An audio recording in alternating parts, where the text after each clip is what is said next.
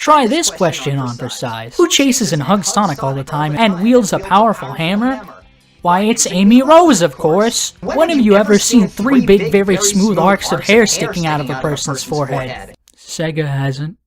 Amy is a character that's been in a weird place for a long time now. She kind of just exists with little direction for her character. I mean, when you look at classic Amy's game appearances, she only really exists to help pad out the roster and spin-offs. It wasn't until Adventure 1 where she'd receive an actual chance in the spotlight. And well, that spotlight would start to fade. She has been playable on Adventure 1, Heroes, and some of the advanced games. Other than that, she's been relegated to a background character, or just another cast member to pad out spin-off rosters like before. Well, she was technically playable in 06 and Boom, but do you really want me to count those? I guess Frontiers counts though. It's short like her stint in 06, but at least that one is playable. So I wanted to take this opportunity to look back on Amy's time in the spotlight and discuss how she should get another shot. Amy's gameplay style from Adventure was a rough starting point, but honestly, it had a lot of potential. It's just a shame that it feels like it was entirely discarded because of poor reception. People have an extremely poor habit of claiming something to be wholly bad, then failing to elaborate on what it is that's so irredeemable about it as a whole, leading to a reductive takeaway, getting rid of things entirely instead of actually improving upon them.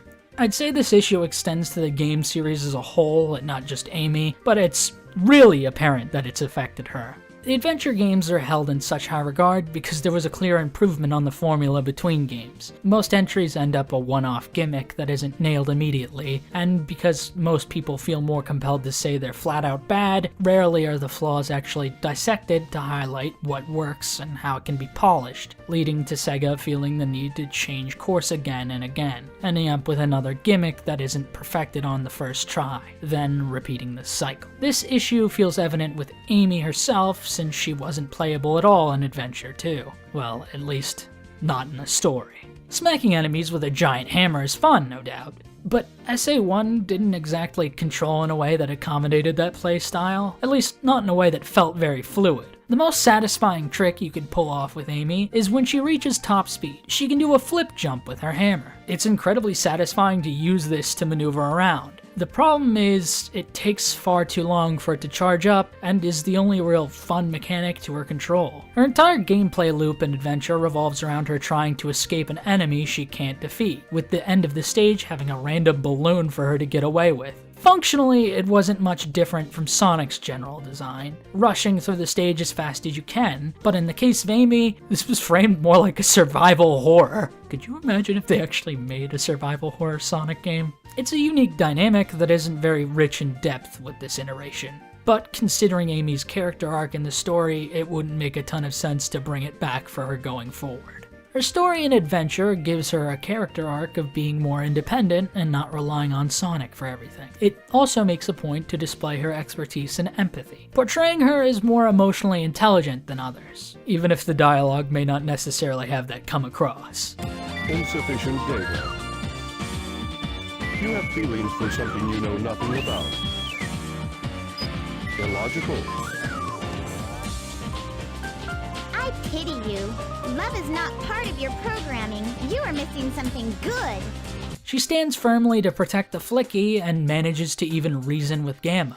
So, at least when it comes to actual writing for Amy, things weren't that bad. She felt like a legitimate character from this entry. There was still plenty to do with her. As I mentioned before, she wasn't playable in Adventure 2, and she was mostly relegated to a background character. She'd crop up every once in a while, but didn't feel like an active participant in the story. Heroes would see her be playable again, but sadly wouldn't make better use of her. Given the formula of the game, the actual playable identity of characters felt samey, with every character being assigned a gameplay category. They all functionally felt the same as any other character in the same category. Amy's only attack with her hammer also isn't very good or fun to use. It feels like she was hampered by the game's formula. Amy in isolation sounds extremely fun to control, but in this limited environment, she really didn't leave an impression. She honestly could have been a power type with her hammer, but I imagine big isn't exactly fast, leaving her only main 3D outings to feel shallow mechanically.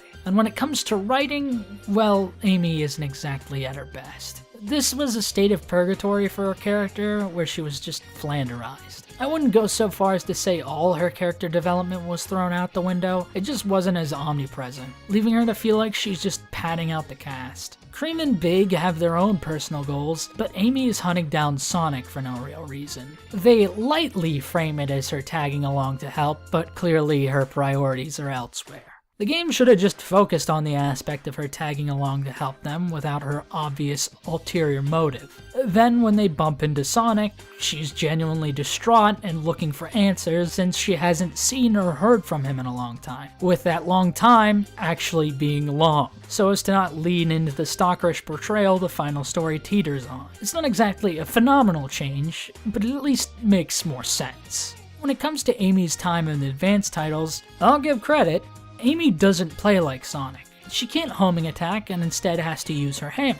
Although there isn't any speaking in the game, because it's a GBA game, her actual animations do a lot to make her character and personality shine in 2D. She can show off just like Sonic, but usually tends to be more cute about it. Ironically, because of the way she's designed mechanically without a spin dash or homing attack, Amy is a more skill-intensive character to play as in 2D. I suck at 2D Sonic, as evidenced through my gameplay, but when I played as Amy, I actually found her pretty fun to play as, especially when I figured out you could do the hammer flip just like in Sonic Adventure. But other than that, there's not a whole lot to add. She had a decent outing in 2D, and sadly she hasn't had one of those in a long time.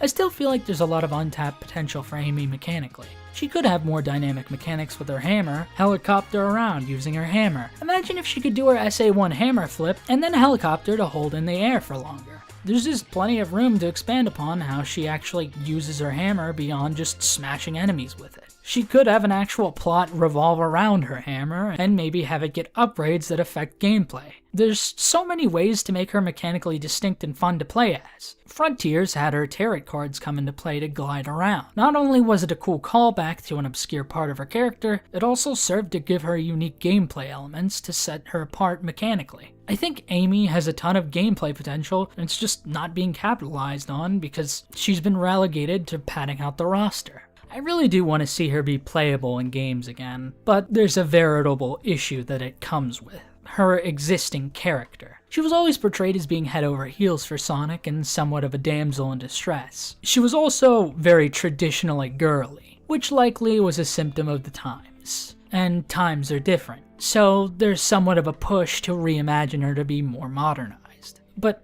I don't know, man. I think it's okay to have a girl enjoy traditionally girly things still, especially when she goes around swinging a comically large hammer with those interests. As important as it is to remind people that all girls aren't girly and into the same hackneyed stereotypes, I think it's reductive to entirely do away with that perspective. The intention behind it only makes that perspective come across as irregular, rather than portraying both as valid ways to be. Amy being into the more traditionally girly stuff is fine, seeing as she's not the only female cast member anymore. There's plenty of other characters with diverse personalities and interests. Blaze is often touted for her steadfast personality and strength, but I don't see people asking for Amy to play around in the Himalayas for hours. Adventure 1 makes it pretty clear when you play from her perspective, she isn't an entirely helpless damsel in distress. She's plenty capable by herself. It's just that she very clearly wants to be rescued by Sonic. The cliche of being saved by the hero. It's a funny contrast with the reality that she's actually strong enough to take care of herself. So having her not fully retain her growth and independence from this outing would be fine, were she actually displaying that desire in later entries. It's less a matter of her being incapable and more a matter of the writers wanting to have it both ways. There has to be scenes where Amy's in actual peril by the nature of her having stakes in the story, but more often than not, it feels like it's just for the sake of it, and not that Amy was legitimately bested on her own terms. Although this is more a problem with more recent Sonic games in general, treating the majority of the cast like worthless jobbers. Weirdly enough, Boom Amy was an entertaining reimagination of her character, being an interpretation that did retain most about her that mattered, but I don't know that she really needed to exist. I love both Amy's, but I think the idea that she has to be reimagined misses the forest for the trees. She just needs actual meaningful character direction in any story she's featured in. I'd like to see games where the rest of the cast actually get to do something. They could genuinely make a girl power game focusing on all the female cast, and I'd be all for it. I would just hope there's something more poignant from the story than just the girls are strong too, because that's already implied. I just want to see these characters treated with an ounce of respect, getting their own chance to shine, not having diversity just in being a game focused on the ladies, but also diverse from the usual narratives and gameplay.